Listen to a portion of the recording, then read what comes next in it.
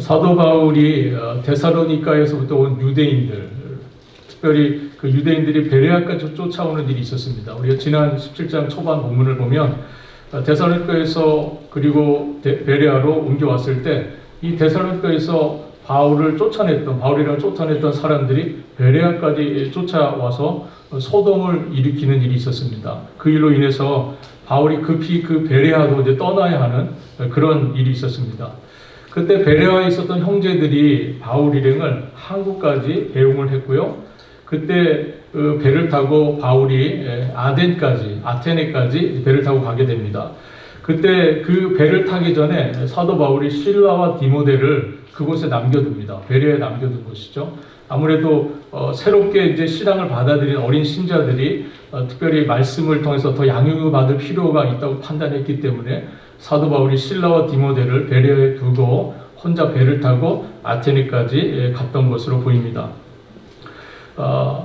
그 아테네라고 하는 곳, 우리가 본문 속에 아덴이라고 소개된 곳에 대해서 우리가 오늘 본문이 소개를 하고 있는데 그것이 어떻게 복음을 받아들이게 되고 그것이 하나님의 복음이 전해졌는지에 대한 소개가 오늘 본문 속에 나와 있습니다. 오늘날에는 그리스라고 하는 나라의 수도인 이 아테네에 보니까 사실은 국교로 정해졌다는 표현은 없지만 이 그리스의 헌법에 의하면 동방정교회가 그리스의 아주 지배적인 종교로 이렇게 되어 있습니다. 동방정교회는 오늘날 그 기독교의 한 우리가 부류라고 할 수 있죠. 그래서 이 강력한 어떤 의미에서는 국교로 정해져 있지만 헌법에 종교를 명시할 정도로 이 그리스는 오늘날 기독교 국가라고 할 수 있는 나라가 되었습니다. 그러나 사도 바울이 복음을 전했던 이 고대 이 아테네는 어떤 의미에서는 그렇지 못한 나라였죠. 그렇지 못한 곳이었죠. 하나의 도시국가였고 기원전 4세기에서 5세기 사이에는 우리가 잘 아는 소크라테스나 플라톤, 아리스토텔레스 이런 철학자들이 활동했던 그런 도시가 바로 이 아덴이었습니다. 그래서 이 아덴이라고 하는 곳, 아테네라고 하는 곳은 우리가 알고 있는 소위 그 고대 헬라 철학의 진원지라고 할 수 있는 그런 도시입니다. 철학과 학문, 예술과 문화의 중심지가 되는 도시가 바로 아테네입니다. 사도 바울이 오늘 본문 속에서 그곳을 지금 방문하고 있는 겁니다. 그런데 사도 바울이 이 아테네를 돌아보면서 느꼈던 것은 16절에 있는 것처럼 그 성에 우상이 가득하다는 것이었습니다. 그리고 22절에 있는 것처럼 그 사람들의 종교심이 굉장히 많다는 것을 사도 바울이 보게 되었습니다. 당시 아덴은 오늘날도 아주 대표적인 그런 건축물로 우리가 말하는 그 파르테논 신전, 그것을 비롯해서 수많은 신들을 섬기는 신전들이 있었던 그런 곳이고 그 신들을 위한 제단들이 있었던 도시, 그리고 그 신들의 조학생들이 많이 있었던 도시가 바로 아테네였습니다. 즉 아테네는 어떤 의미에서는 사도 바울이 봤던 거대로 우상의 도시라고 할 수 있었을 겁니다. 뿐만 아니라 이 아테네라고 하는 것은 앞서 말씀드린 것처럼 학문적으로 굉장히 발전했던 도시였기 때문에 이 학문적인 면에서의 굉장한 어떤 의미에서 교만함, 자부심 이게 굉장히 강했던 도시가 바로 아테네였습니다.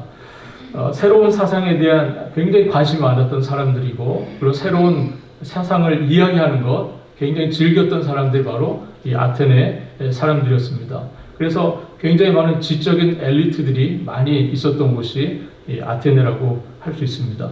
한마디로 사도 바울이 봤던 이 아테네는 지적인 탁월함 그리고 과 함께 우상이 굉장히 넘쳤던 도시로 그렇게 소개가 되고 있습니다. 그들은 또한 이 복음에 대해서 굉장히 호의적이지 않았어요. 그래서 복음에 대해서 굉장히 경멸적인 그런 태도를 가지고 있었고 그래서 사도 바울이 전도를 했던 다른 어떤 지역에 비해서 굉장히 회심자가 상대적으로 굉장히 적었던 도시가 바로 아테네였습니다. 오늘 본문에 34절에 소개되어 있는 것처럼 몇 사람 정도가 믿었을 뿐 다른 도시에 비해서 결신자가 매우 적었던 도시가 아테네였습니다. 그만큼 복음에 대해서 호의적이지 않았다 하는 것이죠. 여러분들 오늘날 우리가 도시에 살아가고 있습니다. 여러분도 이 페이필이라고 하는 도시에 살고 계시는데 여러분들 우리가 살고 있는 도시는 어떻죠? 여러분 살고 있는 도시는 어떻습니까? 사도 바울이 그때에 봤던 아테네는 우상이 넘치는 도시였습니다. 오늘날 우리가 살고 있는 페이필, 여러분들 어떻게 느끼시고 어떻게 살아가고 계시는지 모르겠습니다. 오늘 말씀을 통해서 우리가 이 페이필을 어떻게 이해해야 하는지 또 함께 살펴보는 그런 시간이 될 수 있기를 바랍니다. 바울이 그 성을 아테네를 바라보면서 우상이 가득한 것을 보았습니다. 오늘 본문의 17절 말씀 다시 한번 읽어보도록 하겠습니다. 16절입니다. 같이 읽겠습니다. 바울이 아덴에서 그들을 기다리다가 그 성에 우상이 가득한 것을 보고 마음이 격분하여. 이 우상이 가득한 것이라는 이 단어는요, 헬라어로 딱 한 단어로 되어 있는 겁니다. 한 단어. 두 단어가 합쳐진 합성으로 된 한 단어인데, 이 우상이라고 하는 단어와 카타라고 하는 접두어가 붙어 있는 단어입니다. 그런데 이 카타라고 하는 접두어가 뭐뭐 아래, 밑에 그런 뜻이에요. 그렇다면 이 단어를 직역하면 이런 뜻이 됩니다. 우상 아래, 우상 밑에 그런 뜻이 됩니다. 즉 사도 바울이 봤던 아테네는 우상 아래에 있는 도시, 우상 밑에 있는 도시, 그렇게 보였다 하는 것이죠. 아덴을 걸으면서 아덴의 도시를 바라보면서 사도 바울은 우상의 숲속을 걷는 듯한 그런 느낌을 받았습니다. 우상의 숲, 우상들이 즐비한 그 한가운데를 걸어가는 듯한 그런 느낌을 사도 바울이 받았기 때문에 그렇게 오늘 본문에서 표현한 거라고 봅니다. 이 단어는 사실 신약 성경에 딱 한 번 여기에 사용되는 단어입니다. 유일하게 사용된 단어인데 오늘 본문 속에 사용됐습니다. 바울은 오랜만에 혼자가 되었어요. 디모데와 실라가 이미 데살로니카에 있는 상태고 거기서 혼자 배를 타고 아테네까지 왔기 때문에 사도 바울은 오래간만에 혼자 시간을 보내는 상황입니다. 그가 그런데 이 아테네를 관광객으로 오진 않았습니다. 관광객은 아니었고 그가 아테네에 왔는데 바울이 본 아테네는 사람들이 봤을 때는 굉장히 멋지고 훌륭하고 지적인 유산이 넘치고 화려한 도시, 정말 근사한 도시였을 거예요. 그러나 사도 바울이 본 아덴은 멋지고 화려하고 지적인 유산을 뽐내는 그런 도시가 아니었습니다. 누가가 오늘 본문에서 사도 바울이 보았다, 우상이 가득한 것을 보았다라고 했을 때 여기에 사용된 보았다는 단어는 우리가 일반적으로 이렇게 본다라는 그런 의미의 단어가 아닙니다. 우리가 헬라어에서 보통 이렇게 본다 할 때 블레포라는 단어를 쓰는데 그 단어를 쓰지 않았어요. 여기에서 사용된 단어는 데올레오라고 하는 단어인데 이 단어의 뜻은 이렇게 깊이 관찰한다, 깊이 이렇게 살펴본다, 이렇게 들여다본다 그런 뜻의 단어입니다. 이 단어에서 테오리라고 하는 영어 단어가 파생이 되었습니다. 사도 바울은 이 아테네를 뭐 했습니까? 깊이 관찰했습니다. 깊이 들여다본 것이죠. 바울은 단순히 관광객의 눈으로 보지 않고 아테네의 밑바닥을 보았어요. 그리고 그 밑바닥에 있는 우상들을 보았습니다. 우상에 잠긴 도시, 그 아테네를 사도 바울이 본 것입니다. 바울은 아테네의 모든 그 넘쳐나는 예술품들, 그 넘쳐나는 문화, 넘쳐나는 철학, 학문, 이 도덕적인 모든 것들이 우상 아래에 잠겨 있는 것을 보았습니다. 우상 아래에 있는 그 모든 것들을 사도 바울이 보았다는 것이죠. 바울이 우상에 잠긴 도시를 보았을 때 느꼈던 감정이 오늘 본문 16절에 소개가 되어 있습니다. 그것은 바로 격분하는 거였습니다. 그 도시를 바라보면서 사도 바울은 격분했다고 그렇게 말씀합니다. 이 단어 역시 우리가 조금 살펴볼 필요가 있습니다. 이 단어는 우리가 앞에 사도행전 앞에서 바울과 바나바가 서로 심히 다투는 일이 있었죠. 그래서 2차 전쟁 때 각각 서로 다른 길을 가게 되는데 여기 심히 다투었다는 단어가 바로 이 격분했다는 단어와 같은 단어입니다.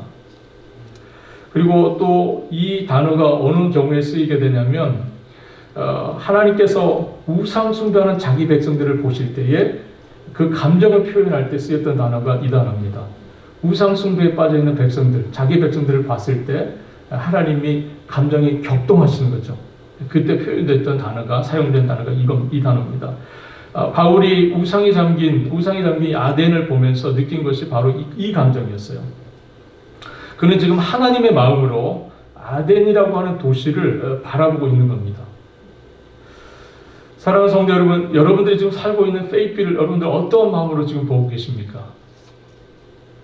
여러분 페이필을 바라보시는 여러분들의 감정은 어떠세요? 사도 바울은 지금 이 아테네라고 하는 도시를 바라보면서 하나님의 마음으로 그 도시를 그가 지금 바라보고 있습니다. 그러면서 그 도시를 바라보면서 바울이 감정적으로 굉장히 격분하는 그런 반응을 나타냈습니다. 여러분들이 이 도시를 바라보면서 여러분들 어떤 생각이 드세요? 생각 안 해보셨습니까? 네.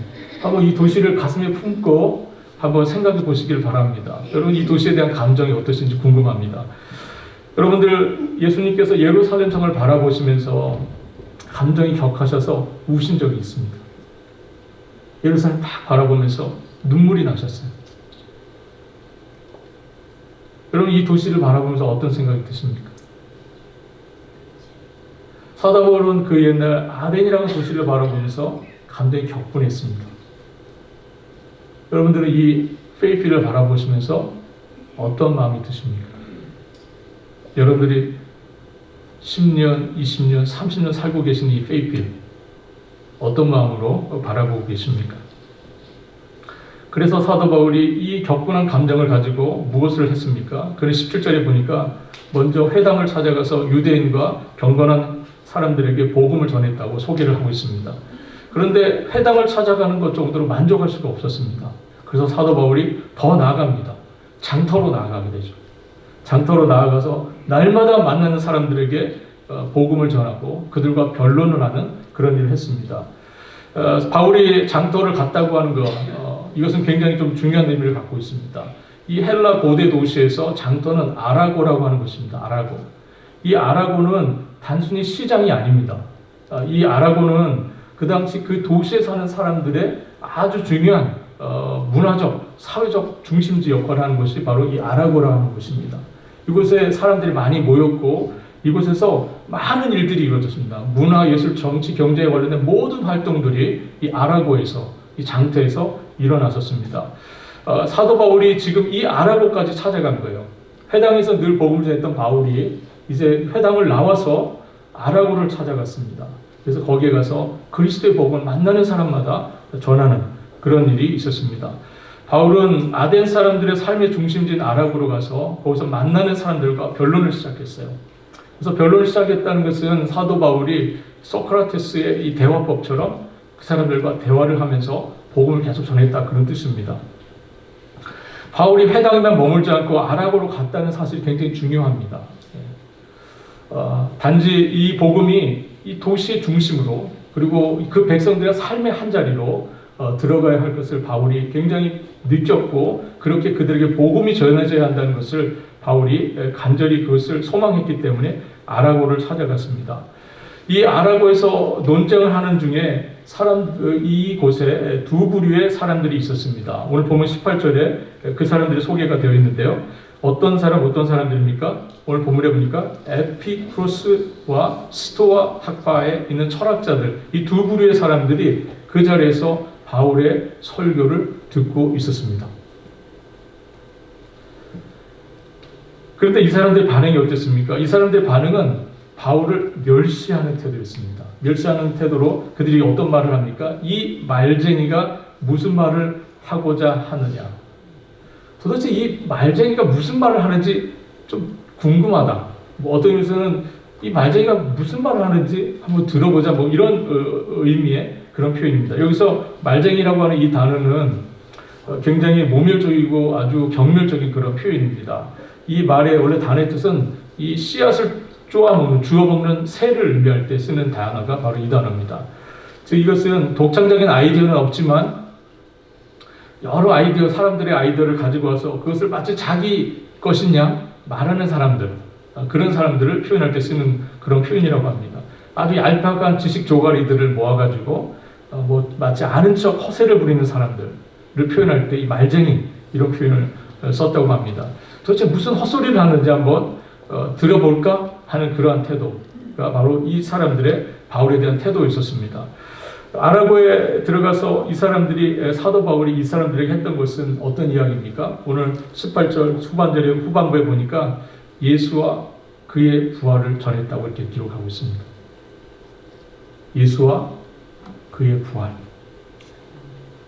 도대체 이 말쟁이가 무슨 말을 하는지 좀 들어보자고 모멸적이고 아주 경멸적인 태도로 서 있는 이 사람들 앞에 바울은 그들에게 예수와 그의 부활을 증거했습니다.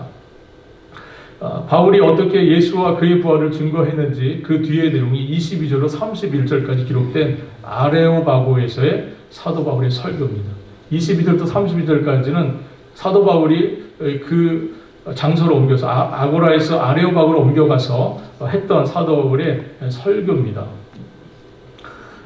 아레오바고라는 곳이 또 좀 특별한 장소입니다. 저기 지도를 보시면 저게 고대 아테네의 모습입니다. 고대 아테네의 모습인데 아고라가 혹시 보이십니까? 아고라 맨 위에 있죠? 아고라. 예, 좀 전에 제가 말씀드렸던 그 장터가 아고라입니다. 그리고 저기 아크로폴리스라고 하는 곳이 보이십니까? 아크로폴리스. 네, 아크로폴리스는 고대 헬라 도시의 항상 가장 중심부입니다. 여기에 신전이 있어요. 여기가 센터입니다. 예, 가장 중요한, 가장 높은 곳에 아주 웅장한 신전을 고대 헬라 도시들이 신전을 늘 세웠습니다. 저 아크로폴리스에 여러분들 알고 있는 파르테논 신전이 있습니다. 아테네, 오늘 아테네 상징하는 아주 큰 중요한 건물이죠. 그것이 저 아크로폴리스에 있습니다. 그리고 아고라가 보이시고요. 그래서 북쪽으로 있는 동네 곳입니다. 그런데 여러분들 보시면 아레오바고라고 이렇게 표시가 된 거 보이십니까? 아레오바고. 아래쪽에 보시면 아레오바고 이렇게 써 있죠. 네. 이곳이 아레오바고로 아고라에서 아레오바고로 사도 바울이 옮겨가서 여기서 복음을 전하는 설교를 이제 시작하는 겁니다. 한번 좀 다음 사진 한번 넘겨 주십시오. 네, 이것이 바로 아레오바고입니다. 바위 언덕이에요.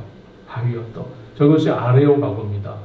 예, 저기에서 사도 바울이 지금 오늘 22절부터 시작되는 32절까지의 그 메시지를 저 장소에서 전하게 됩니다. 한 장 또 넘겨주십시오. 네, 이것은 아레오바고에서 멀리 바라다 보이는 아크로폴리스의 모습입니다. 아크로폴리스 파르테논 신전 저 위에 보이십니까? 네, 아주 오늘날 아테네를 상징하는 아주 중요한 건축물이죠. 파르테논 신전이 저기에 보입니다. 지난 우리가 성지순례 때 저곳을 방문을 했었습니다. 방문해서 저희가 아레오바고에 올라가서 한번 같이 우리 찬양도 하고 그랬던 기억이 납니다. 저것은 이제 안내문이고요. 넘겨주십시오. 저것이 바로 그 앞에 안내문 앞에 입구에 아레오바고 입구에 사도 바울이 오늘 보면 22절 30절까지 그 설교 본문을 헬라어로 기록한 동판을 앞에 붙여놓은 겁니다. 그래서 저게 사도 바울이 저 아레오바고에 있었던 설교문입니다. 그리고 저희들의 모습입니다. 저희가 아레오바고 입구에서 한번 저렇게 기념사진을 찍었습니다. 사도 바울이 이 아레오바고에서 설교를 했던 그 설교는 아주 중요한 설교입니다. 예, 교회사적으로도 그렇고 사도행전 전체에 있어서도 그렇고 아주 중요한 설교입니다. 이 설교는 사도 바울이 회당이나 유대인들을 대상으로 했던 설교가 아니라 완전히 하나님을 모르는 이방인들, 하나님에 대해서 아예 들어본 적이 없는 철저한 불신자들, 무신론자들을 향해서, 어떤 의미에서 무신론자를 향해서 바울이 했던 설교라고 할 수 있습니다. 이 사도 바울이 그 아덴 사람들의 종교심 많다는 것을 인정하면서 자신이 보았던 이 거리를 다니면서 봤던 한 글귀를 이야기하면서 사도 바울이 설교를 시작합니다. 그 글귀는 23절에 있는 말씀인데요. 한번 같이 읽어보도록 하겠습니다. 23절. 내가 두루다니며 너희가 위하는 것들을 보다가 알지 못하는 신에게라고 새긴 단도 보았으니 그런즉 너희가 알지 못하는 것 위하는 그것을 내가 너희에게 알게 하리라. 바울 사도가 설교를 시작하면서 그 청중들의 환심을 끌기 위해서 던졌던 이야기가 이겁니다. 범죄 당신들이 보니까 종교심이 많더라 하는 이야기를 하면서 내가 다니다 보니까 알지 못하는 신에게라고 하는 제단도 있는 것을 보았는데 그 알지 못하는 신에 대한 이야기를 내가 해주겠다 하면서 사도 바울이 설교를 시작합니다. 사도 바울은 이 설교에서 세 가지를 이야기합니다. 먼저 24절, 25절입니다. 한번 같이 24절, 25절 읽어보도록 하겠습니다. 24절, 25절입니다. 우주와 그 가운데 있는 만물을 지으신 하나님께서는 천지의 주제시니 손으로 지으신 전에 계시지 아니하시고 또 무엇이 부족한 것처럼 사람의 손으로 선비를 받으시는 것이 아니니 이는 만민에게 생명과 호흡과 만물을 친히 주시는 이심이라. 사도 바울이 첫 번째로 알지 못하는 신에 대한 이야기를 해주겠다고 말하면서 한 것은 그 알지 못하는 신은 어떤 분이라는 겁니까? 우주 만물을 창조하신 하늘과 땅의 주인이신 그 분이시다 하는 이야기를 하면서 설교를 시작합니다. 그래서 이 창조주 하나님은 무엇에도 의존되어 있는 분이 아니시고 그래서 섬김을 받을 필요가 없으신 분이시다. 자족하신 하나님이시다라는 이야기하면서 도리어 그분은 친히 만민에게 생명과 호흡과 만물을 주시는 그런 하나님이시다라고 그렇게 이야기하면서 이 점에서 너희들이 알고 있는 그 아테네의 수많은 그 신들과는 다른 신임을 말하면서 첫 번째 설교를 시작합니다. 두 번째는 26절의 말씀에서 사도 바울이 이런 이야기를 합니다. 그 하나님은 한 사람으로 시작해서 인류의 모든 족속을 만들어내신 분이시다 하는 이야기를 합니다. 26절 말씀 한번 같이 보겠습니다. 인류의 모든 족속을 한 혈통으로 만드사 온 땅에 살게 하시고 그들의 연대를 정하시며 거주의 경계를 한정하셨으니. 여기 한 혈통이라는 단어가 나옵니다. 여기서 한 혈통은 한 사람, 즉 아담을 의미하는 겁니다. 바울은 이렇게 해서 온 인류가 하나라는 것, 그리고 그 하나님께서는 그 모든 족속을 온 땅에 살게 하시고 그들의 연대와 거주의 경계를 정하셨다, 이렇게 말을 합니다. 즉 이것은 인류의 모든 역사가 그 하나님의 섭리와 주권 속에 있다 하는 것을 말하는 것입니다. 그리고 마지막으로 세 번째 사도 바울이 27절에서 말을 합니다. 27절도 한번 같이 보도록 하겠습니다. 이는 사람으로 혹 사람을 더듬어 찾아 발견하게 하려 하심이로되 그는 우리 각 사람에게서 멀리 계시지 아니하도다. 그 하나님은 어떤 분이시냐 하면 그 하나님은 언제 어디나 계시는 분, 즉 멀리 계시지 않으신 분이라고 이야기합니다. 그러나 사람들이 그 하나님을 더듬어 찾아보려고 발견해 보려고 했지만 그것이 아덴 사람들에게는 종교심, 그들의 그 범사의 종교심 많은 모습으로 나타났다 하는 것이죠. 그러나 그들이 발견하려고 했지만 사실은 그 하나님을 발견할 가능성은 없습니다. 사람이 자연적인 자기 의지로 하나님을 발견할 수는 없습니다. 왜 그렇습니까? 사람들이 왜 스스로 하나님을 발견할 수 없습니까? 사람은 죄로 타락했기 때문입니다. 사람은 그 본성이 죄로 타락하고 부패하여서 스스로 하나님을 찾을 능력이 없습니다. 그래서 하나님께서 우리를 향하여 찾아오신 것이죠. 그래서 하나님께서 저 하늘문을 여시고 우리를 향하여 구원의 손길을 내밀어 주신 것입니다. 이것이 복음입니다. 우리가 우리의 구원을 위해서 스스로 할 수 없기 때문에 하나님께서 우리를 위하여 구원의 손길을 내밀어 주신 것, 그 복음을 전하는 것이 기독교입니다. 세상 종교는 고행을 통해서 뭔가 우리의 노력을 통해서 신의 경지에 이룰 수 있다고 유혹하지만 진실은 그렇지 않습니다. 사람은 절대로 우리가 가지고 있는 이 본성의 부패함과 타락함 때문에 스스로 하나님을 찾아갈 도리가 없습니다. 전적인 부패와 타락, 그것이 우리 인생의 모습입니다. 그렇기 때문에 하나님께서 우리를 향한 구원의 손길을 내밀어 주신 것입니다. 그 하나님은 멀리 계신 분이 아니시라고 사도 바울이 말합니다. 그러면서 사도 바울이 아테네 사람들이라고 하면, 지식인들이라면 누구나 알 수 있는 두 헬라의 시인들을 거론합니다. 먼저 28절의 말씀 한번 같이 보도록 하겠습니다. 우리가 그를 힘입어 살며 기도하며 존재하느니라. 너희 시인 중 어떤 사람들의 말과 같이 우리가 그의 소생이라 하니. 사도 바울은 여기서 그 아레바고에서 그 설교를 듣고 있었던 에피쿠로스 학파의 철학자들과 스토아 학파의 철학자들 향해서 사도 바울이 지금 이 헬라의 두 시인에 대한 이야기를 합니다. 한 사람은 에피파네드스라고 하는 시인인데 이 사람이 이런 얘기가 있습니다. 우리가 그를 힘입어. 여기서 그는 누구겠습니까? 예, 헬라 사람들은 알지 못하는 그 신. 사도 바울의 입장에서는 분명히 자기가 믿고 있는 그 하나님을 의미할 겁니다. 우리가 그를 힘입어 살며 기동하며 존재하느니라. 너희들의 그 헬라의 두 시인들이 이 이야기를 에피파네데스라는 사람이 이 이야기를 했다는 겁니다. 제우스 신에게 바치는 찬미 노래에서 이 이야기를 했다는 거죠. 또 한 가지는 시인 아라투스라는 사람입니다. 이 사람도 스토아 학파의 아주 유명한 철학자이면서 시인이었는데 이 사람이 이런 이야기를 합니다. 우리가 그의 소생이라. 그래서 그는 누구겠습니까? 그렇죠. 그 알지 못하는 신. 그러나 사도 바울이 분명히 알고 있는 그 하나님. 그렇죠. 그 이야기를 사도 바울이 지금 하고 있는 겁니다. 사도 바울은 이 헬라의 두 시인들, 철학자들을 거론할 만큼 지적으로 아주 훌륭하게 준비되어 있었던 사람이었습니다. 이것이 사도 바울입니다. 사도 바울은 그 헬라의 많은 철학자들과 충분히 변론하고 논쟁할 만큼 지적으로 충만한 사람이 바로 사도 바울이었습니다. 그러면서 이 사람들의 마음속에 이 바울의 이야기를 들으면서 이 사람들의 마음속에 말쟁이, 정말 몇 가지 알지 못하는 허투른 그런 지식을 가지고 말하는 말쟁이, 그런 마음은 마음에서 사라졌을 겁니다. 사도 바울이 자신의 지식을 지금 자랑하고 있는 겁니까? 그렇지 않죠.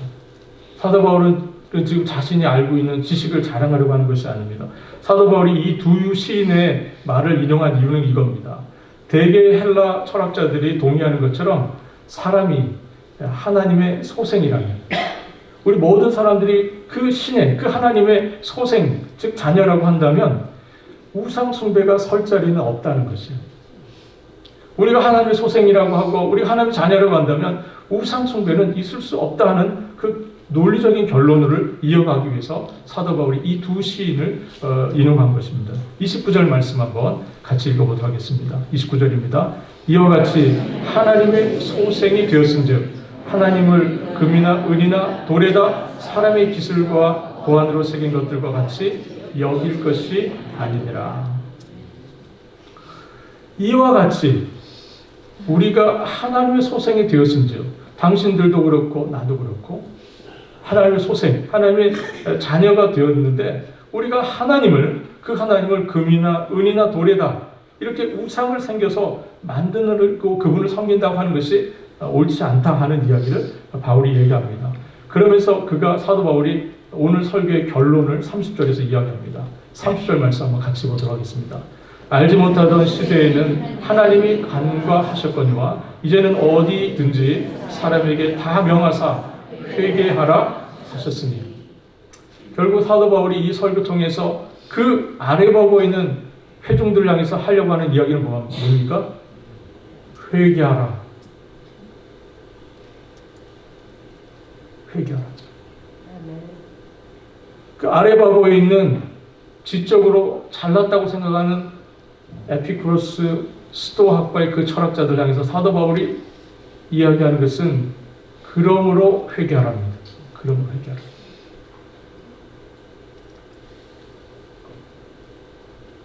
결론은 회개하라. 심판이 온다. 심판자가 정해졌다. 이것이 사도 바울의 결론입니다. 설교의 결론입니다. 이제는 알지 못하던 시대, 즉 어떤 시대입니까? 무지의 시대. 알지 못하던 시대의 무지의 시대는 끝났다는 거예요. 참음의 때는 이미 지나갔다는 겁니다. 왜 그렇습니까? 복음이 전파되었기 때문에. 복음이 전파되었기 때문에 알지 못하던 시대는 이제 지나갔다. 몰랐다고 말할 수 없는 시대가 왔다 하는 그 이야기를 하는 겁니다. 지금 사도 바울의 이 선포를 통해서 이 사람들은 참되신 하나님, 그 하나님에 대한 이야기를 들었습니다. 그러므로 더 이상 그분을 알지 못하는 신이라고 말할 수 없게 되었다. 그 이야기를 하는 겁니다. 그러므로 그들이 계속해서 잘못된 예배를 하는 행위들 용서될 수 없다는 것이죠.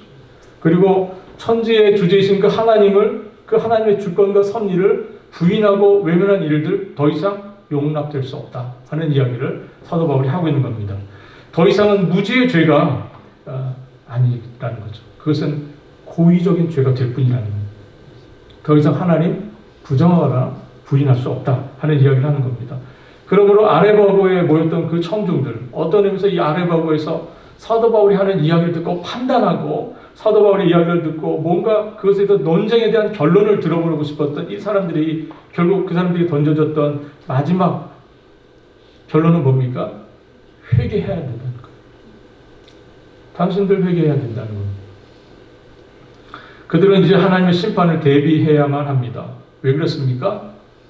하나님께서 이 알지 못하는 신이라고 그들이 알고 있었던 그 하나님께서 어떤 날을 정하셨기 때문입니까? 심판의 날을 정해 놓으셨기 때문입니다. 우리 같이 한번 31절 말씀 같이 읽어보도록 하겠습니다. 이는 정하신 사람으로 하여금 천하를 공의로 심판하실 날을 작정하시고 이에 그를 죽은 자 가운데서 다시 살리신 것으로 모든 사람에게 믿을 만한 증거를 주셨음이니라 하니라.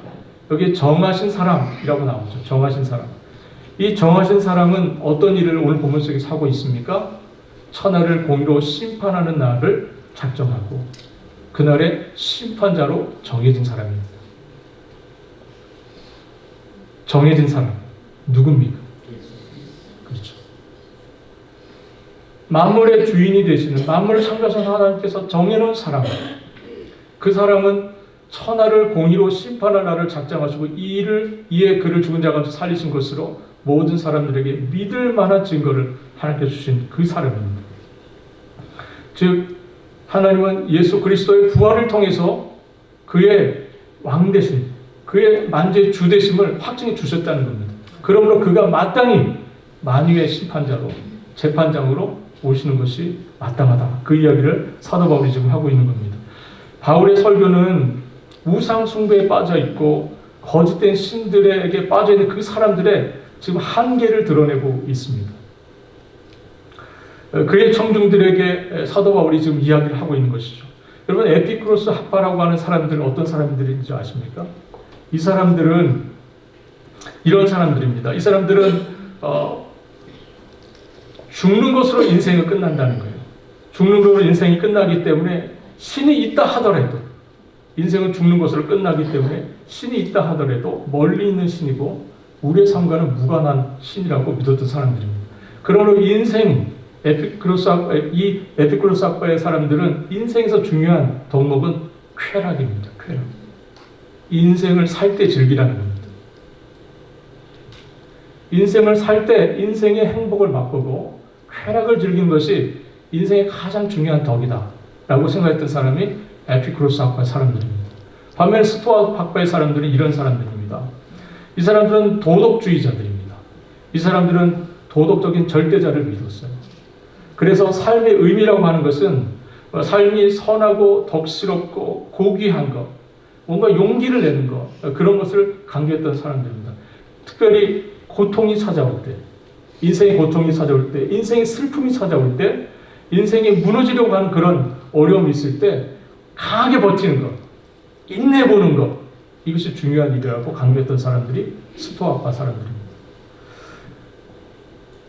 간단히 말씀드려서 우연과 어떤 쾌락 그리고 향유를 즐기는 것이 에피쿠로스 학파의 주장이라고 한다면 이 스토아파 사람들은 어떤 의미에서 복종 그리고 인내 그리고 어떤 고통을 감수하는 것 이것을 중요하게 생각했던 사람들입니다. 그래서 스토아파 사람들이 믿었던 절대자는 어떤 의미에서는 힘들어? 참아라. 고통스러워? 조금만 더 견뎌봐. 그렇게 말하는 신입니다. 이것이 스토아파 사람들이 믿었던 신이에요. 그들이 믿었던 신은 인간의 고통에 대해서 냉정한 신입니다. 고통을 이해해주지 않아요. 고통스러워? 조금만 참아봐.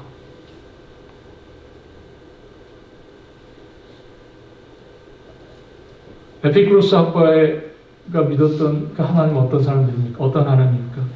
원하는 대로 살라는 거예요. 인생을 즐기고 쾌락을 향유하고 그렇게 살라는 것입니다. 여러분 그러나 원하는 대로 살라고 말했지만 그 삶에 공허가 있고요. 원하는 대로 살라고 말하지만 그 삶이 외롭습니다. 참된 신이 아니에요. 이러한 거짓 우상, 거짓 신들의 한계를 복음은 드러냅니다. 복음은 고통받는 인생을 향해서 뭐라고 말합니까? 인생의 참된 슬픔에 대해서 복음은 뭐라고 말합니까? 예수 그리스도에는 소망을 말씀하고 있지 않습니까?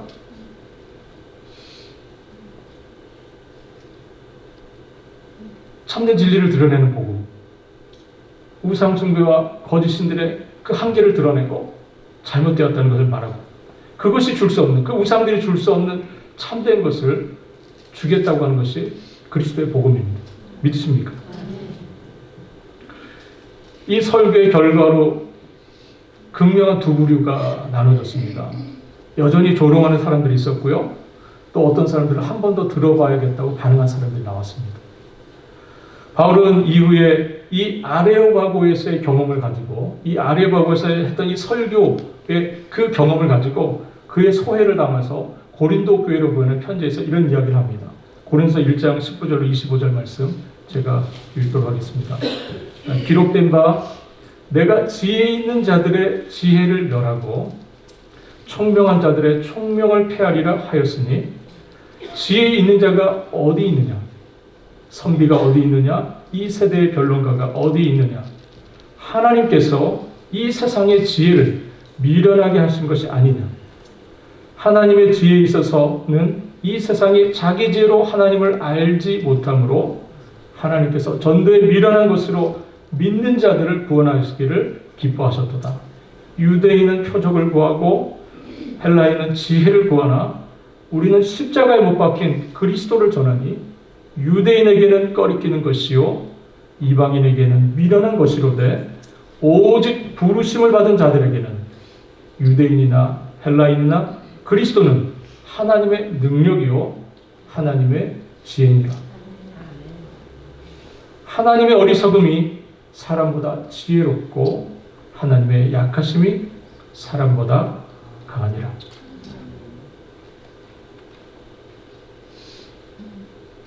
사도 바울은 아레오바고에서 그의 설교를 듣기 위해 모였던 스토아파와 에피쿠로스학파의 그 헬라의 정말 그 잘났다고 하는 철학자들, 지적으로 최고로 충만해 있다고 하는 그 사람들 향해서 그리스도의 십자가의 복음을 전했습니다. 헬라인들은 미련하다고 생각하고 유대인들은 꺼리끼는 그 복음, 그것을 전했습니다. 그것만이 참된 진실이고 진리라는 것을 바울이 확신했기 때문에 십자가의 그리스도, 그것을 전하는데 주저하지 않았습니다. 이 확신이 바울에게 있었기 때문에 그가 그곳에서 그리스도의 복음을 전했던 것입니다. 아데네스의 열매는 미비했습니다. 몇 사람이 믿을 뿐이었어요. 그러나 그럼에도 불구하고 이 바울의 아레오바고에서의 설교는 굉장히 의미가 있는 설교입니다. 어떤 의미에서는 이 고도의 철학과 사상과 문화와 예술의 중심지인 그 아덴, 인간의 모든, 소위 말하는 인간의 모든 지혜, 인간의 모든 것을 총마해 놓은 그 아덴, 인류 문명의 그 한 중심지 한복판에서 사도 바울이 그리스도의 복음을 분명히 선포했습니다. 이것이 중요합니다. 오늘 이 말씀 저는 두 가지로 생각해 보면서 오늘 설교를 정리하고 싶습니다. 여러분들, 오늘 여러분들이 살고 있는 이 도시 페이필드, 우상에 잠겨있는 도시라고 생각하십니까?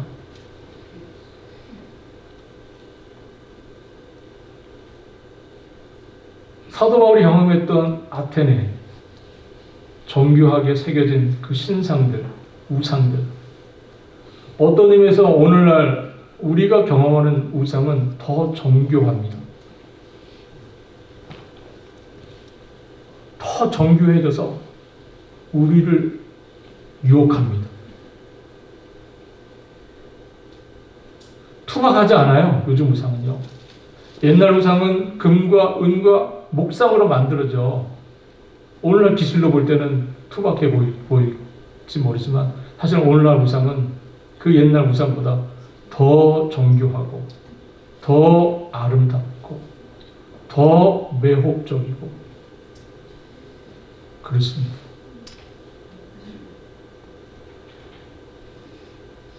여러분들 우리가 얼마나 우리의 삶에서 하나님 아닌 다른 것, 하나님 아닌 다른 것, 즉 우상을 얼마나 인지하며 우리가 살고 있는지 모르겠습니다. 팀 켈러 목사님이 이런 이야기를 했습니다.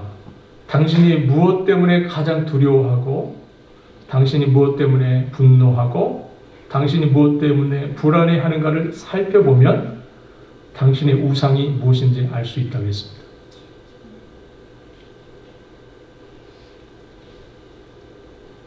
우상이 가장 소중한 것이 되면 그것을 잃어버릴까봐 두려움과 분노와 불안에 사로잡힙니다. 여러분, 뭐를 잊어버리면 가장 두려워하겠습니까? 지금 이 순간에. 여러분, 뭘 잃어버릴까 두려우세요, 지금? 여러분들 마음속에 이것을 잃어버리면 두려워질까 하는 것. 물론 여기서 하나님은 빼는 겁니다. 너무 믿음 좋으신 분들이 하나님 믿으시면 또 곤란하니까. 네. 하나님 아닌 다른 것. 우상입니다.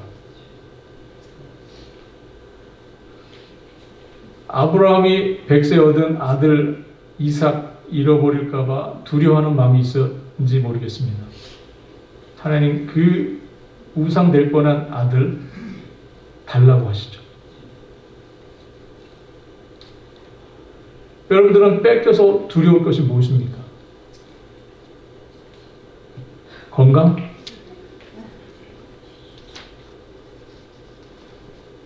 물질? 명예? 어떤 겁니까? 여러분들이 빼앗겨서 두려워지고 빼앗겨서 분노하게 되고 빼앗겨서 불안해지는 것 우상입니다. 물질은 물론이고 살아가는 사람과 내 자신까지도 우상이 될 수 있습니다. 신앙도 왜곡된 신앙은 우상 숭배가 될 수 있습니다.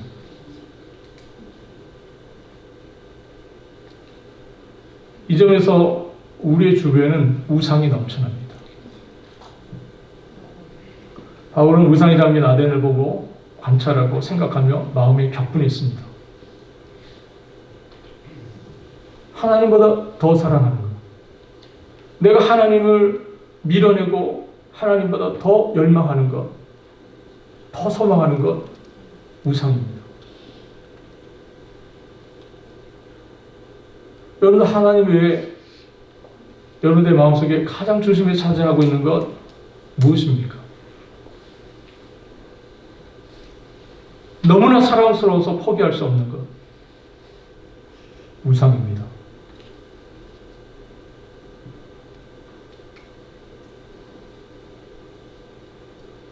여러분들은 이 도시, 여러분 살고 있는 이 모습을 보면서 마음이 격분되십니까? 넘쳐나는 우상을 보시면서 여러분들의 마음은 어떠신지 모르겠습니다. 존 스토트 목사님이 이런 얘기를 합니다. 우리가 바울처럼 반응하지 못하는 것, 우리가 우상을 보면서도 격분하지 못하는 이유, 그것은 바로 우리가 바울처럼 보지 않기 때문이라고 그랬습니다. 여러분들의 영혼이 깨어서 하나님보다 여러분들이 더 사모하고 사랑하는 것에 대해서 바로 깨어서 이것이 우상일 수 있다고 하는 것을 분명하게 깨달을 수 있는 그런 영적인 분별력과 통찰이 있기를 바랍니다. 정말 필요합니다. 여차하면 우상이 넘어집니다. 여차하면. 네. 하나님께서 우리의 눈을 열어주셔서 주변에 가득한 우상들을 멀리하고 하나님의 영광을 가리려고 하는 것들 멀리하고 참되게 하나님을 여러분들 마음속에 소망하고 그 주님만을 뜨겁게 붙드시는 여러분 될 수 있기를 바랍니다. 한 가지 더 성경할 것은 사도 바울이 자신들을 멸시하고 조롱하는 사람들 앞에서 그가 아주 담대하게 그리스도의 복음을 전할 수 있었던 그 모습입니다. 우리가 경멸적인 태도를 갖게 된다면 여러분들 어떻게 하게 되겠습니까? 멀리하게 되겠죠. 그러나 사도 바울은 경멸하는 태도가 있었습니다. 우상에 대해서 분노하는 그런 마음이 있었어요. 격분하는 그런 마음이 있었습니다. 그러나 사도 바울은 그들에게 복음을 끝까지 전합니다. 이 바울의 태도가 오늘 우리에게 굉장히 필요한 그런 태도입니다. 여러분, 무시하고 조롱하는 사람들 앞에서 우리가 어떻게 온유함과 정중함을 가지고 그들에게 복음을 전할 수 있을까 하는 문제입니다. 여러분들, 사도 바울이 고린도 교회로 보낸 편지에서 이런 이야기를 합니다. 형제들아, 내가 너희에게 나아가 하나님의 증거를 증거할 때에 말과 지혜의 아름다운 것으로 아니하였나니 내가 너희 중에 예수 그리스도와 그가 십자가에 못 박힌 것 외에는 아무것도 알지 아니하기로 작정하였음이니라. 사도 바울의 마음속에 예수 그리스도의 십자가, 그것에 대한 분명한 확신이 있었기 때문에 자신을 조롱하고 멸시하는 사람들 앞에서 끝까지 그가 복음을 전할 수 있었다는 겁니다. 여러분, 십자가라고 하는 것은 무엇입니까? 십자가는 죄와 악에 대해서 하나님의 진노가 쏟아졌던 자리입니다. 그것이 십자가입니다. 죄와 악에 대해서 하나님의 거침없는 진노가 쏟아졌던 것, 그것이 바로 십자가입니다. 또 한편으로 십자가는 어떤 것입니까? 십자가, 그것은 하나님께서 자신의 사랑하는 아들을 죽이신 자입니다. 그 아들을 죽이심으로 당신이 이 인생들 향하신, 우리를 향하신 하나님의 사랑이 얼마나 뜨겁고 지극하신지를 보여주는 자리가 십자가입니다. 하나님의 거침없는 진노가 쏟아진 자리, 하나님의 놀라우신 사랑이 드러난 자리, 그것이 바로 십자가입니다. 그 십자가를 경험한 사람들, 그 구속의 십자가를 체험한 사람들, 그 사람들은 우상에 사로잡힌 사람들 앞에서 그들에게 그리스도의 사랑으로 그들을 만나고 그들에게 복음을 전하고 그들에게 그 사랑을 나눠줄 수 있는 사람이 될 수 있다는 겁니다. 사랑하는 성도 여러분, 우상은 금지하는 것으로 사실 되는 게 아닙니다. 금지시킨다고 해서 우상이 멈춰지는 게 아니에요. 사실 우상은 더 큰 기쁨, 예수 그리스도를 만날 때 사라집니다.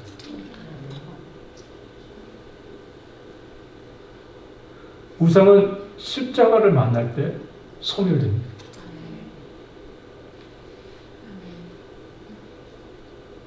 우상은 금지시킨다고 사라지는 것이 아니에요.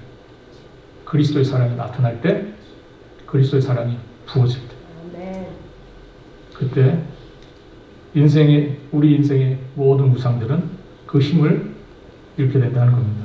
사랑하는 성도 여러분, 예수 그리스도 안에서 하나님께서 우리에게 주신 신령한 복이 있습니다.